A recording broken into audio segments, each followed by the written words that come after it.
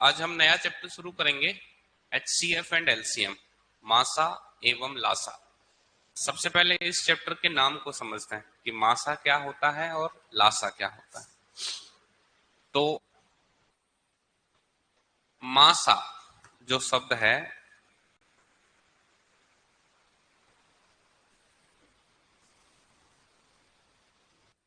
जिसे हम HCF के नाम से भी जानते हैं, मासा का पूरा नाम क्या होता है? महत्तम समापवर्तक। महत्तम समापवर्तक है ना। अब महत्तम जो शब्द है, महत्तम, महत्तम का अर्थ क्या है? महत्तम का अर्थ होता है बड़े से बड़ा, या हम कह सकते हैं सबसे बड़ा, है ना। और जो समापवर्तक शब्द है ये बनता है दो शब्दों से, समान धन अपवर्तक।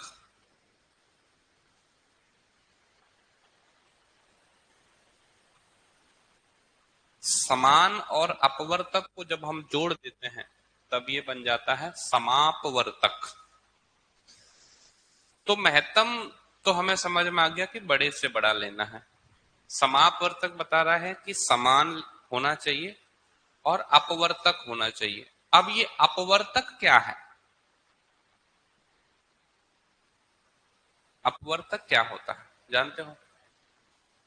अपवर्तक को इंग्लिश में हम कहते हैं फैक्टर। फैक्टर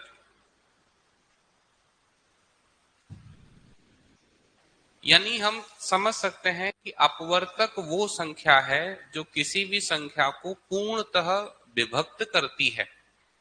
जैसे उदाहरण के लिए एक संख्या है 15,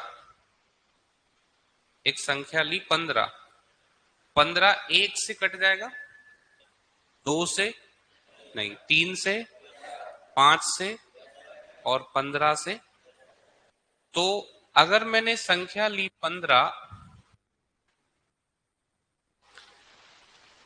तो मैंने देखा कि ये 1 से, 3 से कट रहा है, 5 से कट रहा है और खुद 15 से भी कट रहा है। तो ये 1, 3, 5 और 15 ये क्या है? अपवर्तक। ये क्या है? अपवर्तक, है ना। तो जो शब्द है मासा, इसका मतलब है महत्तम समापवर्तक। महत्तम शब्द बता रहा है कि बड़े से बड़ा, समापवर्तक बता रहा है कि समान अपवर्तक, यानी बड़े से बड़ा समान अपवर्तक महत्तम समापवर्तक कहलाता है। अब हम बात करते हैं इसकी डेफिनेशन की, कि अगर कोई हमसे पूछता है कि आप मासा के बारे में क्या जानते हो, तो अब ये आप पे निर्भर करता है कि आपको जवाब किस तरीके से देना है, या फिर सामने वाले व्यक्ति ने हमसे जवाब देने के लिए कितना समय हमें दिया है। उसने कहा आपके पास 1 मिनट है, तो हम 1 मिनट के हिसाब से जवाब देंगे। उसने कहा आपके पास 5 मिनट है, तो हम 5 मिनट के हिसाब से जवाब देंगे।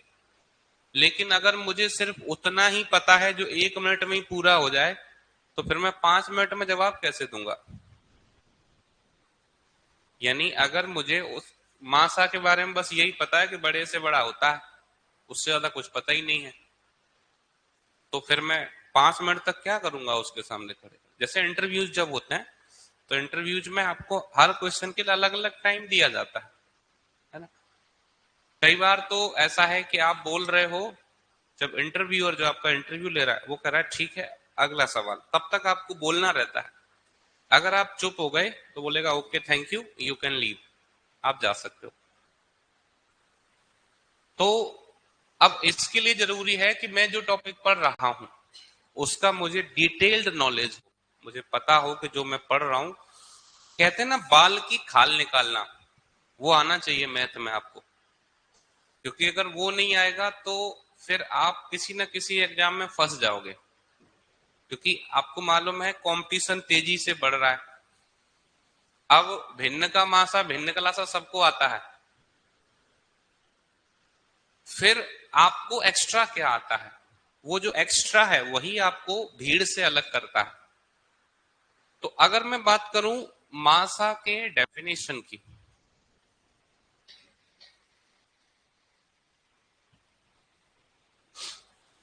अच्छा मासा को हम एक और नाम से जानते हैं, पहले डेफिनेशन देख लेते हैं फिर उसका एक और नाम जानेंगे। मासा, तो मासा क्या है? वह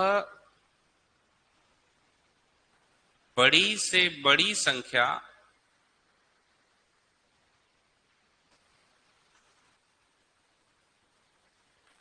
जो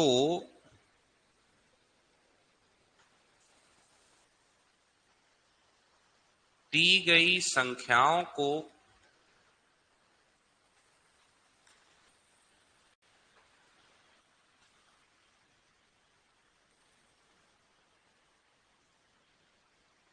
पूर्णतः विभक्त कर दे।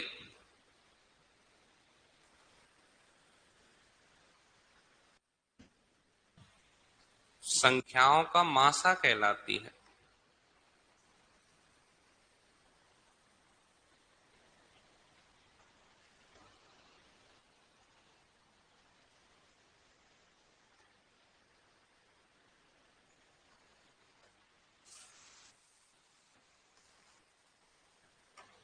तो मासा की डेफिनेशन क्या होगी? वह बड़ी से बड़ी संख्या जो दी गई संख्याओं को पूर्णतः विभक्त कर दे, संख्याओं का मासा कहलाती है। अब ये तो बात हो गई हिंदी मीडियम में। जब हम इंग्लिश में बात करते हैं तो HCF जो वर्ड है, HCF, इसका पूरा नाम क्या होता है? तो हाईएस्ट कॉमन फैक्टर। अब इंग्लिश और हिंदी दोनों मीडियम वाले ध्यान दो। महत्तम, महत्तम का अर्थ क्या होता है? बड़े से बड़ा, और बड़े से बड़े को इंग्लिश में क्या कहते हैं? हाईएस्ट। हाईएस्ट मतलब बड़े से बड़ा। समान, समान को इंग्लिश में क्या कहते हैं? कहते हैं ना ये दोनों में कॉमन है ना। कई बार क्रिकेट खेलते हैं तो बोला 5-5 की टीम है, एक एक्स्ट्रा है, बोला तुम कॉमन बन जाओ। कॉमन मतलब जो दोनों में समान है। और अपवर्तक, अपवर्तक मैंने क्या बताया था? फैक्टर। ऐसा नहीं कि ये इंग्लिश नाम कहीं अलग से निकल के आया, वही है। बड़े से बड़ा, हाईएस्ट, समान, कॉमन, अपवर्तक, फैक्टर, हाईएस्ट कॉमन फैक्टर। अच्छा, ये ऐसी बातें हैं जिस पर हमारा ध्यान स्कूलिंग में नहीं जाता है। स्कूलिंग में हमारा ध्यान रहता है रट्टा मारो बस, HCF highest common factor, HCF highest common factor. पर ये हाईएस्ट कॉमन फैक्टर ये वर्ड आया कहां से, हम उस पर ध्यान नहीं देते हैं। दूसरा, इसको एक और नाम से जानते हैं। इंग्लिश में इसके दो नाम हैं। एक इसको GCD के नाम से भी जानते हैं। कई बार क्वेश्चन आ गया है संख्याओं का GCD बताइए, तो स्टूडेंट कहते हैं सर एक क्वेश्चन आउट ऑफ सिलेबस चला गया। बोला वो आपने तो माशाल्लाह सा पढ़ाया, उसमें GCD आ गया।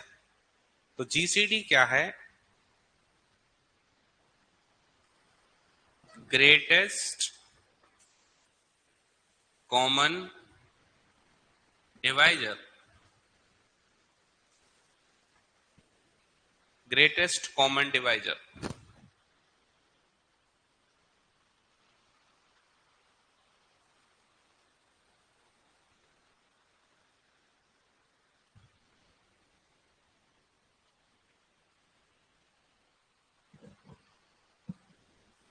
ये बात समझ में आई?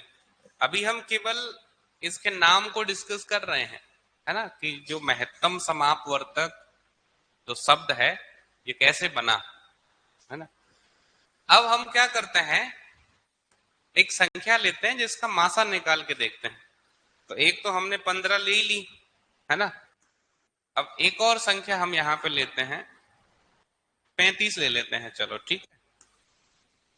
एक संख्या 15 हो गई, एक हम ले लेते हैं 35। अब मेरी बात सुनना ध्यान से,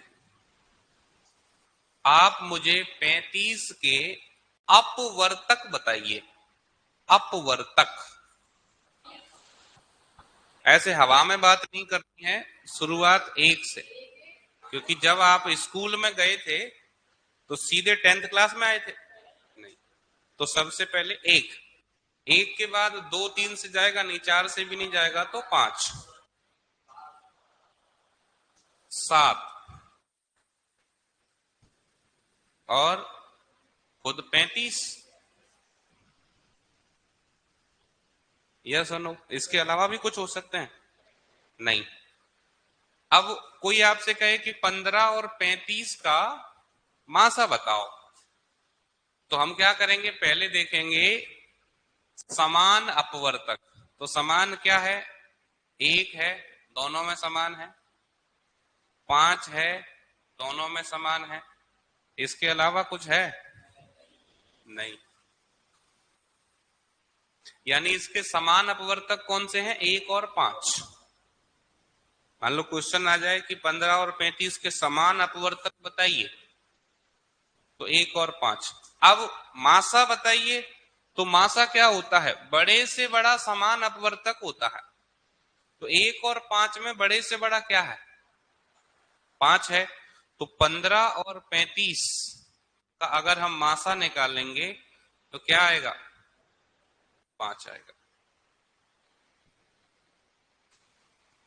बात आई समझ में? इसको नोट कर लो। और जितना अभी मैंने बताया इस संबंध में अगर कोई भी डाउट हो किसी भी तरीके का तो पूछिए उसको।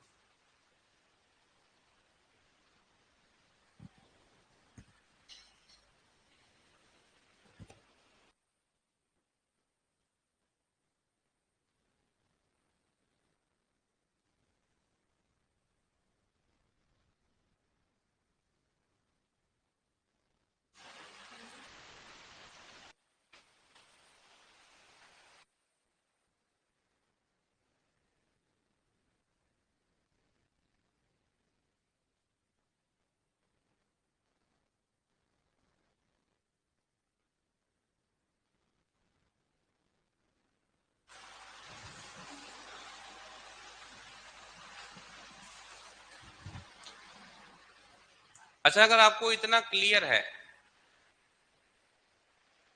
तो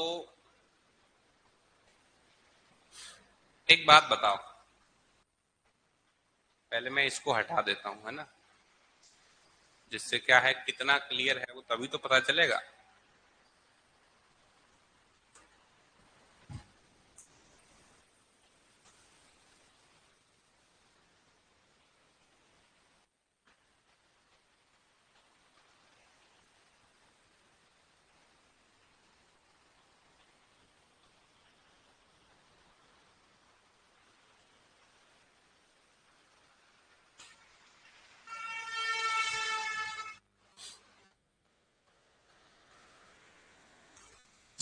तो मासा में हमें समझ में आया कि मासा का पूरा नाम है महत्तम समापवर्तक। महत्तम समापवर्तक दो शब्दों से बना है, एक महत्तम, दूसरा समापवर्तक। समापवर्तक फिर दो शब्दों से बनता है, समान अपवर्तक। तो महत्तम समापवर्तक का मतलब हो गया बड़े से बड़ा समान अपवर्तक, ठीक है। फिर हमने उसकी डेफिनेशन देखी, इंग्लिश में उसका फुल फॉर्म जान लिया। इंग्लिश में एक तो इसको हम HCF कहते हैं, दूसरा GCD कहते हैं, ठीक है। अब हम बात करते हैं, ये तो मासा की बात हो गई, अब बात आती है लासा की। लासा, जिसे हम LCM के नाम से भी जानते हैं। लासा का पूरा नाम लघुत्तम, हाँ लघुत्तम के बाद क्या, समापवर्तक है ना? नो सर, गलत बता रहे हो। समाप वर्त्य, समापवर्त्य, वर्तक नहीं। अब ज्यादातर लोग क्या करते हैं, बोला मासा महत्तम समापवर्तक, लासा लघुत्तम समापवर्तक, है ना? और ये ऐसा नहीं कि केवल आपसे हो रहा है, मैक्सिमम लोगों से ये फॉल्ट होता है। अब क्यों होता है? फिर से वही बात, क्योंकि कभी भी उतना गहराई में नहीं गए। अब एक बात बताइए, अगर आपको मोती चाहिए, डायमंड, पर्ल भी बोलते हैं इंग्लिश में, है ना? तो समुद्र पे ऊपर ऊपर मिल जाएगा।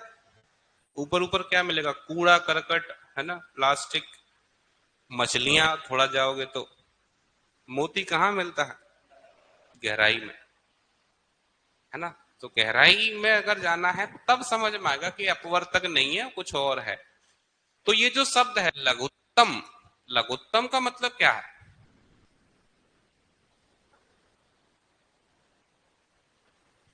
छोटा तो लघु हो जाता है, लघु मतलब छोटा, तो लघुत्तम छोटा नहीं है। जैसे लघु, लघुत्तर, लघुत्तम, सुपरलेटिव डिग्री, है ना? तो ये सिर्फ छोटा नहीं है, छोटे से छोटा,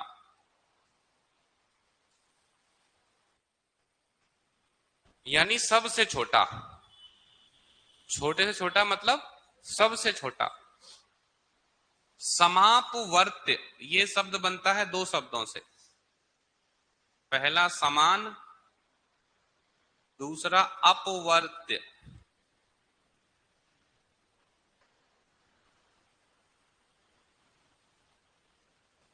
तो पहले तो हमें यहां ये क्लियर कर लेना है कि ये दोनों अपवर्तक नहीं है, और अगर अपवर्तक नहीं है तो ये अपवर्त्य क्या होता है? अच्छा, छोटे से छोटा तो क्लियर है ही, समान भी क्लियर है। अब बात आती है अपवर्त्य की।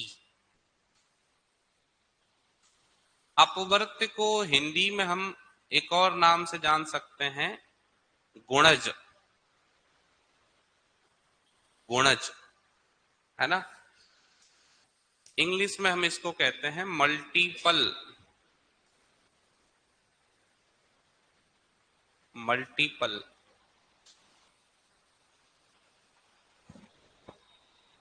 अब अगर हम बात करें, हमने अभी संख्या ली थी 15, है ना? फिर से 15 ही ले रहे हैं, क्योंकि तभी तो समझ में आएगा, मुकाबला बराबरी का होना चाहिए। तो 15 के, सुनना ध्यान से, 15 के अपवर्त्य क्या होंगे? हाँ बता। 15 का सबसे पहला अपवर्त्य होगा 15।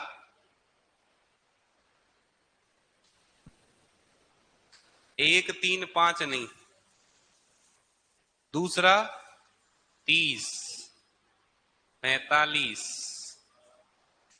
60, 75, कहां तक जाएगा? चलता जाएगा। तो गुणज को आप एक तरीके से पहाड़ा भी कह सकते हो। गुणज क्या है? जैसे दो का पहाड़ा, दो के पहाड़े में क्या होते हैं? दो के गुणज होते हैं सारे। दो एकम दो, दो दूनी चार, दो तिया छह, वो सारे दो के गुणज ही तो हैं। दो से ही तो गुणा हो रहा है, पहले एक से, फिर दो से, फिर तीन, फिर चार, इस तरीके से चल रहा है वो। तो इनको हम कहते हैं अपवर्त्य। ठीक है? अभी हमने एक और संख्या ली थी, 35 ली थी ना? 35। चलो 35 के अपवर्त्य बताओ। तो सबसे पहला 35, 70, 105, 140 और ये चलता जाएगा, है ना। अब मैंने ये दो संख्या क्यों ली, जिससे हम कंपेयर कर पाए, है ना।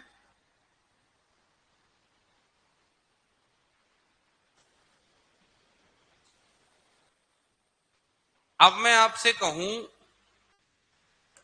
कि 15 और 35 का लासा बताइए, तो लासा क्या होता है, छोटे से छोटा, समान अपवर्त्य। तो इनमें छोटे से छोटा, समान, समान मतलब जो दोनों में हो। क्या 15 दोनों में है? 30, 45, 60, 75, 90 है? नहीं। 105 है, और 105 यहां पर भी है, यस और नो। तो 105 क्या हो जाएगा, 105 15 और 35 का लासा हो जाएगा।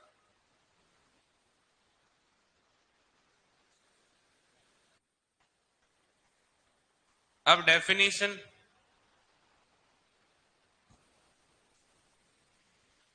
डेफिनेशन की अगर मैं बात करूं तो मुझे लगता है कि अब आप लासा की डेफिनेशन खुद से बना सकते हो। तो अगर कोई पूछे लासा क्या है, तो हम कहेंगे वह छोटी से छोटी संख्या जो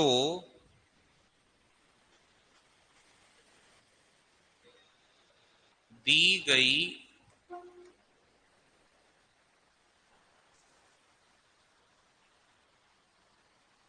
संख्याओं से पूर्णतः विभक्त हो जाए।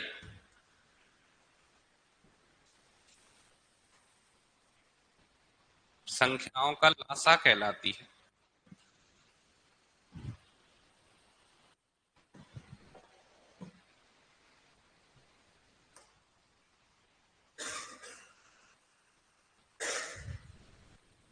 अब थोड़ा इंग्लिश मीडियम वालों पर ध्यान देते हैं। एलसीएम का इंग्लिश में पूरा नाम क्या है? तो कई किताबें तो इसको लिखती हैं लोएस्ट, कई लिखती हैं least, LEAST, least.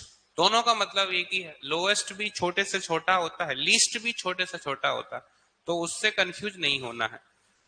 Lowest common multiple और लीस्ट कॉमन मल्टीपल।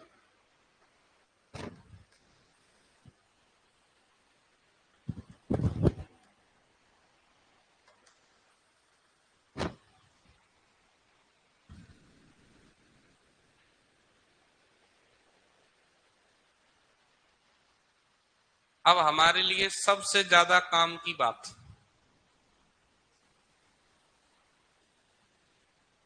वो क्या है, समझने की कोशिश करेंगे, है ना।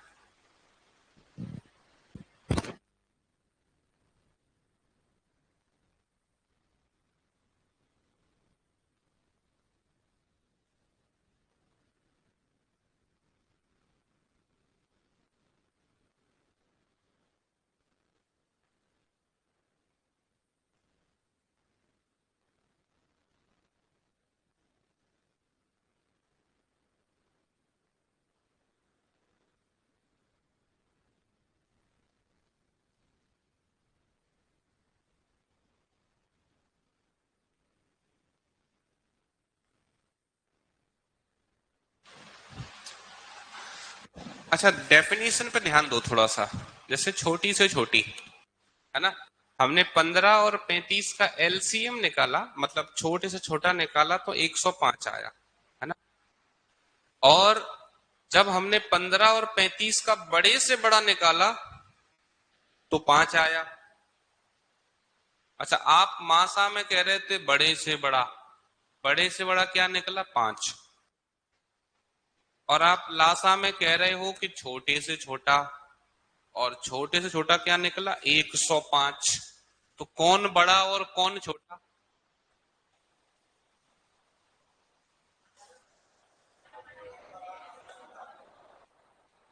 हाँ, लासा बड़ा, मासा छोटा। पर ये हो क्या रहा है? जो छोटा है वो 105 आ रहा है, और जो बड़ा है वो 5 आ रहा है। ऐसा क्यों हो रहा है? कलयुग चल रहा है इसलिए। क्योंकि जिसको आप कह रहे हो छोटे से छोटा, वो निकला 105। मैंने संख्याएं समान इसलिए ली जिससे तुलना कर पाए हम, है ना।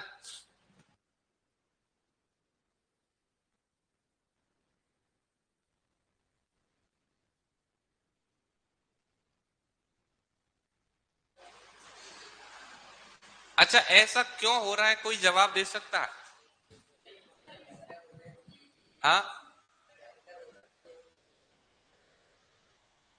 Very good.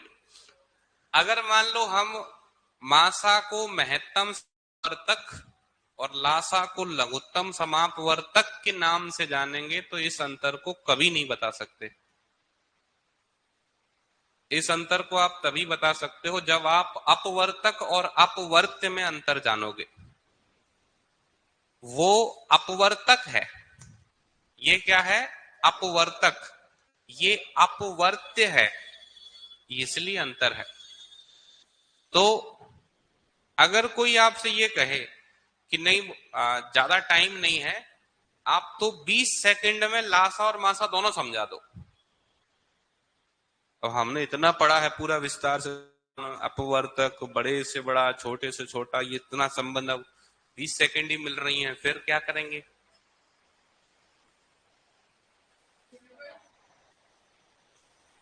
फिर ये हम ये कहेंगे कि नहीं, इतने समय में हम नहीं बता सकते, ऐसा नहीं। फिर हम एक एक लाइन में बता सकते हैं कि मासा काटता है, जबकि लासा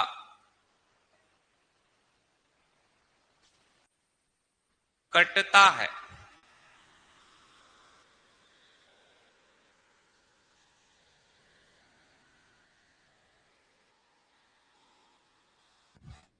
मेरे ख्याल से 20 सेकंड में नहीं लगेंगे, और पहले ही बता देंगे। लासा मासा क्या बोला? मासा काटता है, लासा कटता है। अब मान लो उसने कह दिया किसको काटता है और किससे कटता है, तो हाला इतना तो कॉमन सेंस वाली बात है। अच्छा, संख्या से या संख्याओं से? संख्याओं से। मैं आपसे कहूं 35 का मासा बता दो, बता दे कोई? 35 का मासा नहीं बता सकते। मासा केवल तब बताएंगे जब मेरे पास एक और संख्या होगी 35 के साथ, और कौन सी संख्या? तो संख्या नहीं, संख्याओं।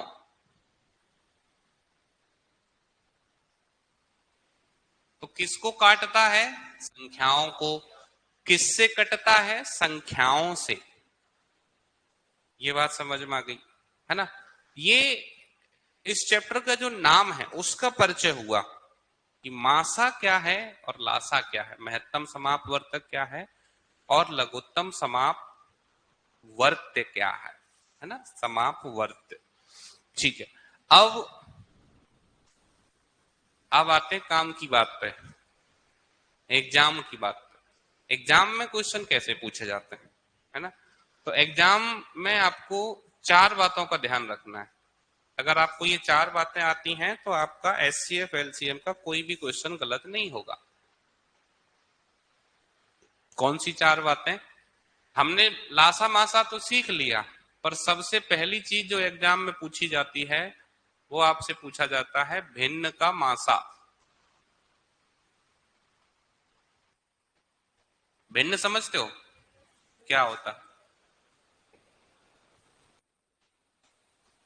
भिन्न वो संख्या जिसे हम अंश बटे हर के रूप में प्रदर्शित कर पाए, है ना। इंग्लिश में फ्रैक्शन कहते हैं इसको। तो भिन्न का मासा क्या होगा? अंश का मासा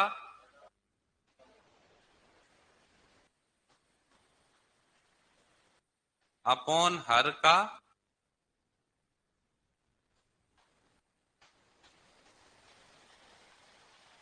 ये पहला नियम, यहां से क्वेश्चन पूछना शुरू किया जाता है एग्जाम में, है ना। दूसरा, भिन्न का लासा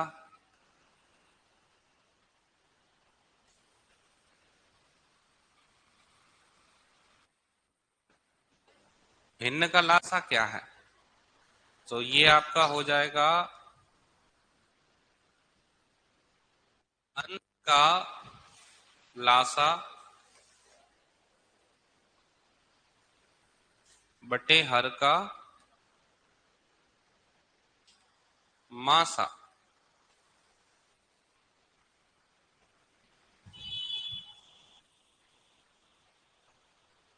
इन दोनों में कॉमन बात क्या है?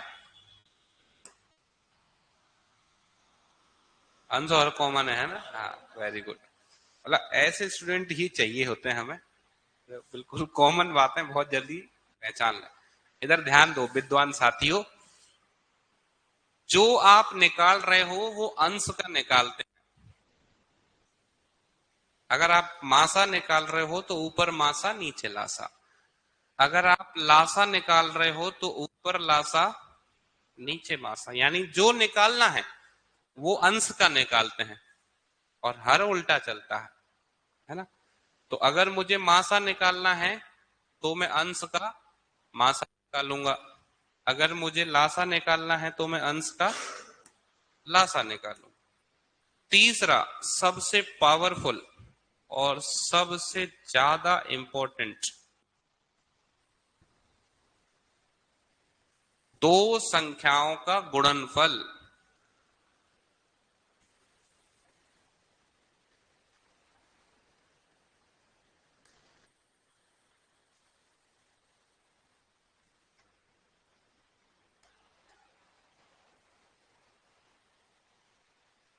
बराबर उनका मासा। अच्छा, उनका किनका? संख्याओं का इनटू उनका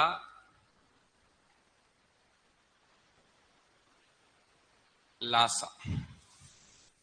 इंग्लिश में कहते हैं product of two number is equal to HCF into LCM. अच्छा, ये पावरफुल क्यों है? क्योंकि एक इंटरेस्टिंग बात यह है कि आप कोई भी दो संख्या पकड़ लो, कोई भी। जैसे अभी हमने दो संख्या ली थी 15 और 35। तो 15 और 35 का गुणा करो, कितना आएगा?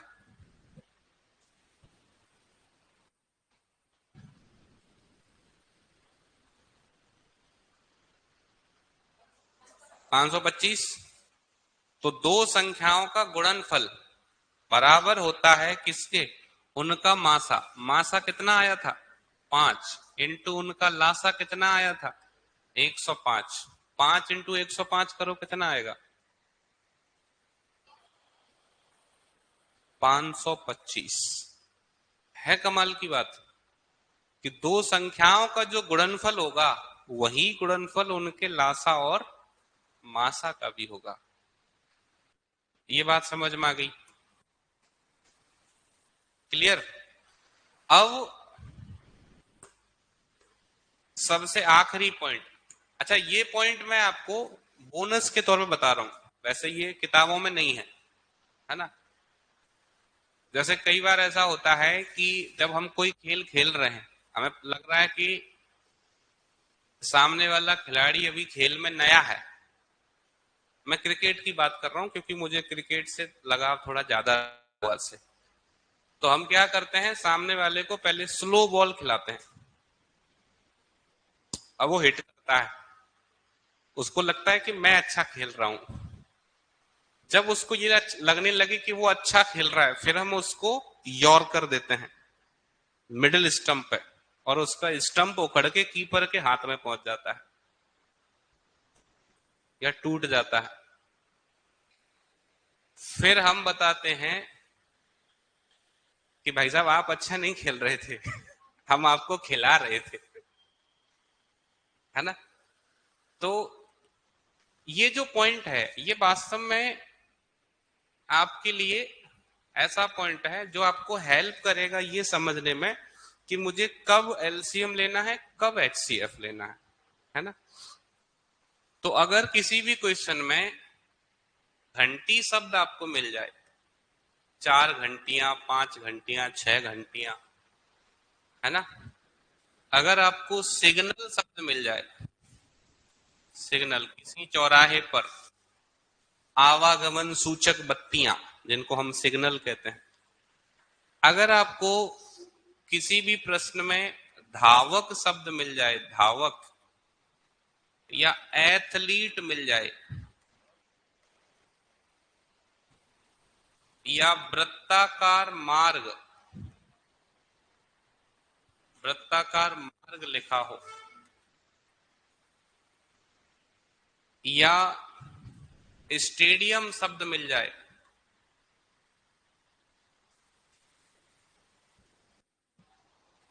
ज्यादातर क्वेश्चन इन्हीं शब्दों पर रहते हैं, या तो स्टेडियम, वृत्ताकार मार्ग, घंटी, सिग्नल, धावक, है ना। तो इनमें से कोई शब्द अगर आपको मिलता है तो ये सब आपको इंडिकेट कर रहा है किसकी तरफ, एलसीएम की तरफ। आपने पढ़ा घंटी, तुरंत दिमाग की घंटी बजनी चाहिए कि एलसीएम लेना है। एथलीट, अच्छा एथलीट एलसीएम। अच्छा, दर्जी शब्द भी कभी कभी आता है, एक दर्जी कपड़ा काटना चाहता है, ठीक है। बोला क्या आप उसकी मदद कर सकते हो? बोला हमें खुद मदद की जरूरत है, पर फिर भी करेंगे, है ना। तो दर्जी। तो इनमें से कोई भी शब्द मिल जाए तो आप जो है एलसीएम लोगे। दूसरा, छोटे से छोटा,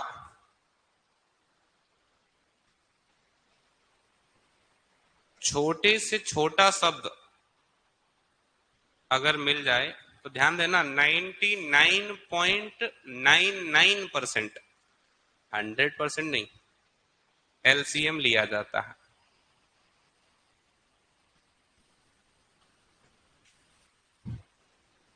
और इसका उल्टा, अगर बड़े से बड़ा लिखा हो, बड़े से बड़ा,